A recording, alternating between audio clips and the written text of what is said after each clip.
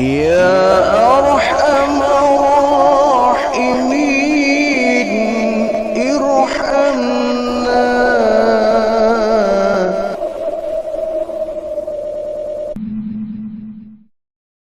Ada 5 penjagaan beserta fungsi-fungsinya yang kaitannya dalam kehidupan manusia. Penjagaan ini akan sangat berarti dalam kelangsungan kita menghadapi kehidupan dunia ini. Ada 5 penjagaan menurut baginda Rasul. Yang pertama, an-najwa tuhasinul asrara. Berbisik-bisik itu akan menjaga rahasia. Wasadaqatu tuhasnul amwala. Sedekah itu akan menjaga harta. Wal ikhlasu yuhasnul a'mala. Keikhlasan itu akan menjaga amal. Wasidqu yuhasnul aqwala. Jujur itu akan menjaga ucapan. Al-masyuratu tuhasnul ara'a. Dan musyawarah tentang urusan itu akan menjaga keliaran pendapat. Coba kita lihat lebih dekat lagi. Mudah-mudahan bisa kita ambil sari inti dari hadis ini. Yang pertama, an-najwa tuhasnul asrar. Berbisik-bisik itu akan menjaga rahasia.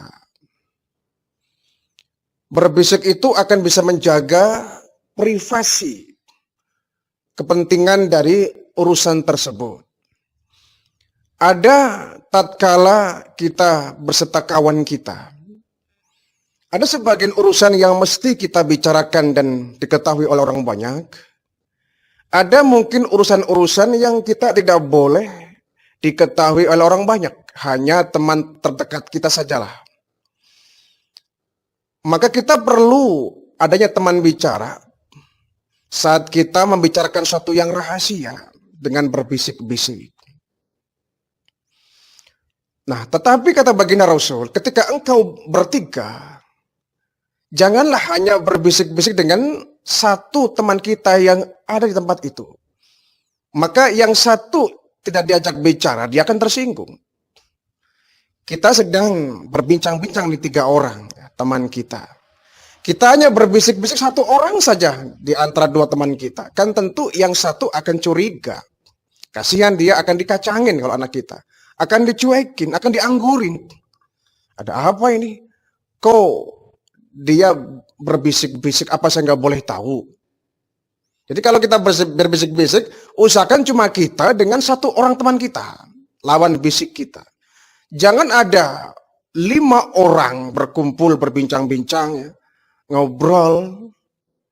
Hanya 1 orang yang kita ajak untuk berbisik-bisik, maka yang lain akan tersinggung. Apa? Kenapa harus berbisik-bisik? Saya nggak boleh tahu. Nah, itu juga akan menjadi sebuah masalah. Kita harus memilah dan memilih mana kira-kira berita yang harus kita sampaikan secara luas. Dan mana kira-kira berita yang mestinya kita rahasiakan. Jangan sampai berita yang sifatnya rahasia, kita umbar di depan orang. Umpama, ya, kita sedang kesal nih dengan istri kita di rumah. Kita mungkin boleh curhat, ya, berbagi cerita dengan teman, minta solusi misalkan. Itu sah-sah saja. Tetapi jangan sampai kejelekan istri kita atau kejelekan orang tua kita jadi bahan topik pembicaraan dan teman bicara kita banyak gitu. Mendiskusikan kejelekan orang tua kita, mendiskusikan kejelekan istri kita, ini tidak bisa dibenarkan. Salah yang seperti ini. Kita mungkin punya sahabat, punya teman yang dekat dengan kita. Ketika dia ada masalah pun ke kita ceritanya. Saat kita punya ada keluhan pun ke dia ceritanya. Sama-sama bisa menjaga rahasia. Tetapi kita patut, ya, hati-hati. Kadang ada orang yang tidak bisa kita percaya. Kita bicara secara rahasia, dianya malah nyebarin ke orang-orang. Tidak semua orang bisa menjaga rahasiaku. Karena rahasia kan amanah, ya. Ketika kita dipercaya orang lain untuk menjaga rahasia kisah hidupnya dia. Ketika kita dipercaya orang lain untuk menjaga rahasia masalah dia, kita mesti bisa menjaga amanah ini. Saya hanya sama kamu loh bicaranya ya. Tolong jangan sampaikan ke yang lain. Saya hanya sama kamu ceritanya. Iya. Artinya kita dipercaya oleh dia untuk menjaga rahasia kisah hidupnya dia. Kalau kemudian kita lupa berbicara dengan orang lain, membuka cerita dia, wah kita akan, kamu sudah saya bilang jangan bilang-bilang, jangan cerita-cerita, kenapa dia sampai tahu? Kenapa si A, si B, si C kok jadi tahu? Kamu mesti menceritakan. Jadi sebaiknya kalau kita punya masalah, tidak perlulah kita cerita ke orang lain. Kita punya teman hidup kok, ada istri. Jadikan istri kita sebagai tempat untuk mencurahkan keluhan kerja kita, keluhan bisnis kita, keluhan urusan dunia kita. Ada istri, fungsikan dia sebagai tempat kita berbagi rasa. Orang tua, ketika di tempat kerja kita ada masalah, bolehlah kita cerita ke orang tua. Kita minta support, minta dukungan, minta doa kepada orang tua. Jangan malah justru istri tidak tahu masalah kita, orang tua tidak tahu masalah kita, malah orang lain lebih tahu dari masalah kita. Ini kan terbalik. Istri adalah bagian hidup dari suami. Suami adalah bagian hidup dari istri. Jadikan dia sebagai tempat saling bertukar pikiran, mencari solusi tentang kehidupan yang dihadapi. Masalah kerja suami, masalah kerja istri. Jadikan keduanya sebagai saling berbagi cerita. Bukan malah istri nggak tahu masalah kita, orang lain malah lebih tahu. Jadi Rasulullah memberikan satu etika saat kita berbisik dengan teman kita. Kalau ada 3 orang di depan kita, ya, jangan hanya satu sajalah yang kita ajak berbisik-bisik. Yang lain akan merasa curiga. Yang lain akan tersakiti dengan cara kita berbisik-bisik. Oh, jangan-jangan dia ngomongin saya. Jangan-jangan dia menjelek-jelekan saya. Jangan-jangan dia mentertawakan saya. Kadang ada ya. Ada kita sedang berbicara, tiba-tiba teman kita berdua berbisik-bisik. Kita nggak tahu membisikin apa. Gitu. Jangan-jangan dia membisikin tentang saya. Ya. Yang seperti akan menimbulkan sakit hati. Berbisik-bisik itu akan menjaga rahasia. Jadi kalau kita punya satu cerita yang kira-kira orang lain nggak perlu tahu, kita nggak usah disampaikan secara publikatif ya. Kita kadang kalau punya masalah, padahal itu sudah tahu masalah pribadi kita, lebih ke privasi. Tapi kita cantumkan di Facebook, kita tulis di Instagram. Apa kita mau mencari simpati orang? Mau mencari komentar orang? Agar orang lain kasihan dengan kita, agar orang lain mendukung kita dengan masalah yang ada ini. Enggak perlu lah. Tidak harus semua masalah kita lampiaskan melalui WhatsApp, melalui Instagram, status WhatsApp misalkan, atau Facebook, kita tulis masalah kita. Ini cengeng sekali. Cengeng sekali. Bahkan orang kalau suka bercerita kepada orang lain, suka curhat, ciri-ciri orang cengeng adalah orang yang suka curhat kepada orang lain. Sedikit-sedikit curhat. Sedikit-sedikit curhat. Gitu kan. Masalah yang kecil curhat. Masalah yang sepele curhat. Semua dicurhatin. Dia cengeng. Gak bisa menghadapi masalahnya sendiri kalau begitu. Orang yang tegar adalah orang yang ketika mendapatkan masalah, orang lain tidak tahu.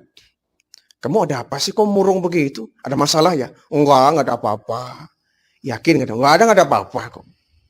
Malah kita menutupi masalah kita, ya. Kita menutupi aib kita. Tidak semua masalah kita diumbar kepada orang lain. Mungkin ada ya masalah-masalah yang cukup berat barangkali. Kita ingin punya teman yang bisa berbagi, meringankan beban pikiran kita, bisa saja. Tetapi pada satu saat teman kita juga akan merasakan jenuh kepada kita. Lagi-lagi curhat, lagi-lagi curhat, lagi-lagi curhat. Curhatnya itu saja. Tentang rumah tangga saja, ekonomi saja, keuangan saja, kita pun akan merasa jenuh ya. Kita jangan merasa, dengan teman saya, insya Allah dia akan selalu setia mendengarkan cerita saya. Iya, tapi kita mesti mikir, orang pun ada saatnya, titik jenuhnya mendengar cerita-cerita kita. Baik ya, itu yang pertama. Bahwa an-najwa tuhasnul asrar. Berbisik-bisik itu menjaga rahasia privasi pribadi kita. Yang kedua kata baginda Rasul, was-shadaqatu tuhasnul amwala. Sedekah itu akan menjaga harta. Sedekah akan menjaga harta.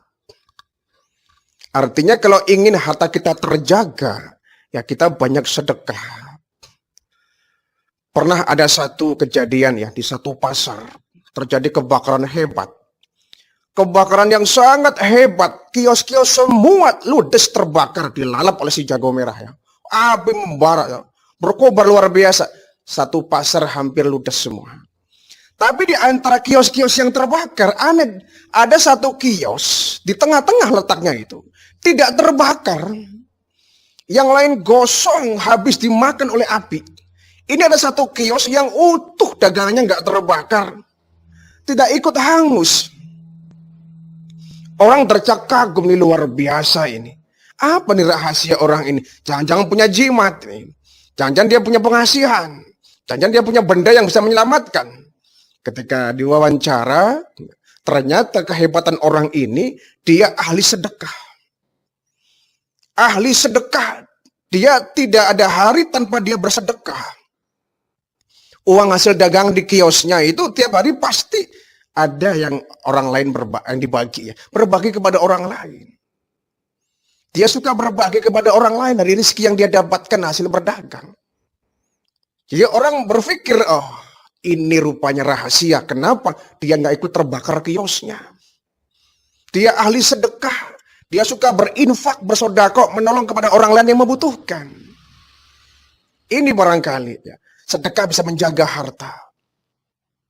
Sementara orang yang bakhil, orang yang nggak suka sedekah, orang yang menganggap hartanya milik dia mutlak, orang yang nggak perlu merasakan harta dia, orang yang bakhil semacam ini dia akan ditenggelamkan kebahilan sendiri. Berapa banyak contohnya orang yang kikir, yang bakhil, yang pelit, kemudian dia menemukan musibah, dilalah dia sakit, uangnya terkuras habis untuk operasi. Ada yang seperti itu. Karena dia bakhil, dia pelit, dia nggak mau berbagi, akhirnya hartanya habis dengan sendirinya, dengan tidak berbagi kepada orang lain. Jadi sedekah ini akan menjaga harta kita. Janganlah kita punya satu asumsi bahwa kita kalau banyak sedekah, ya habislah harta kita. Itu pemikiran yang pendek ya. Itu pemikiran yang pendek.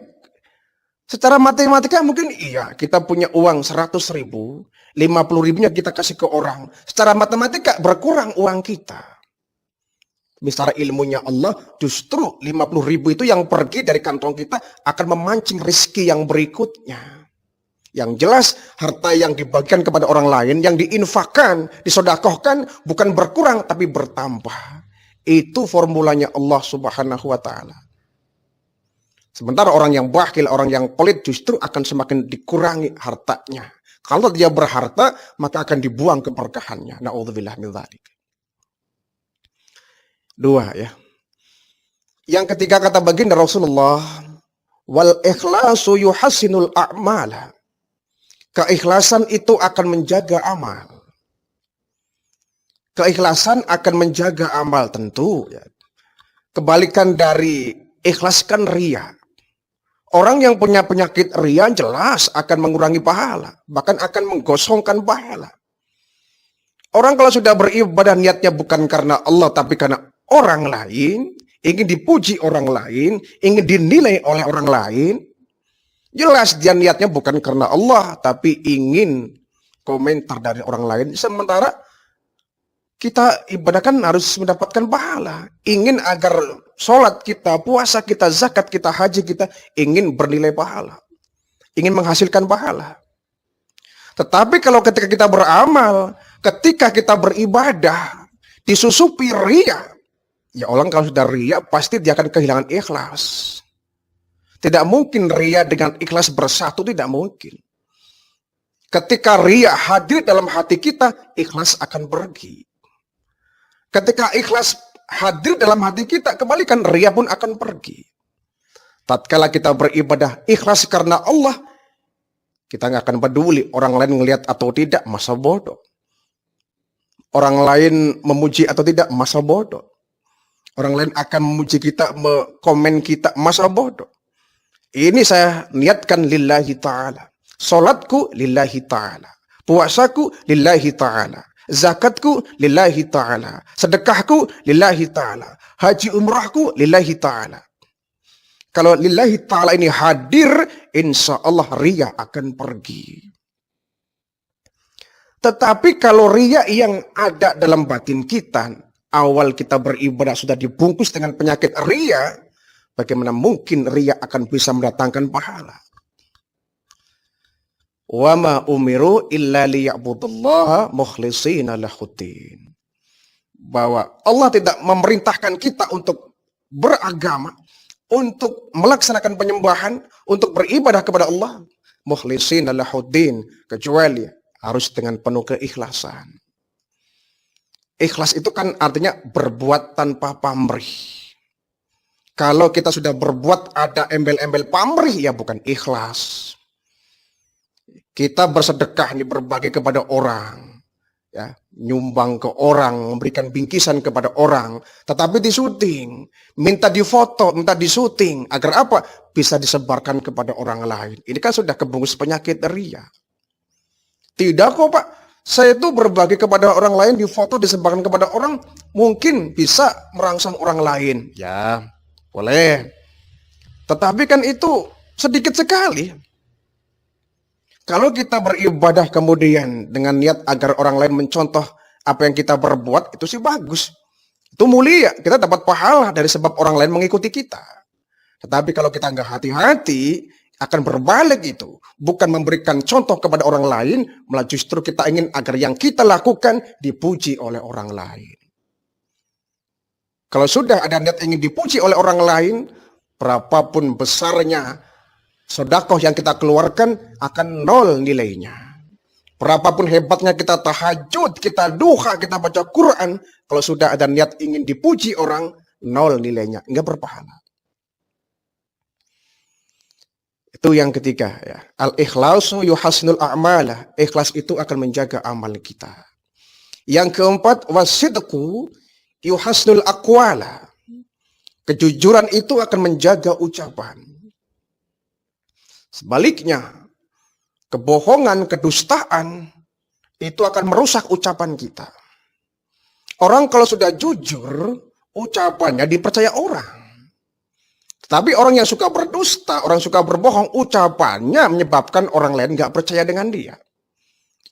Jadi, jujur ini akan menjaga ucapan kita. Orang yang jujur ucapannya berwibawa. Orang yang jujur ucapannya membuat orang lain percaya. Tetapi kalau kita suka berbohong, suka berdusta, ucapan itu justru akan membuat orang lain nggak percaya. Alah, ngomong apa kamu itu? Pembohong, banyak omong. Ah, udah, kita nggak punya wibawa. Nggak punya wibawa kita kalau sudah dicap sebagai pembohong, pendusta.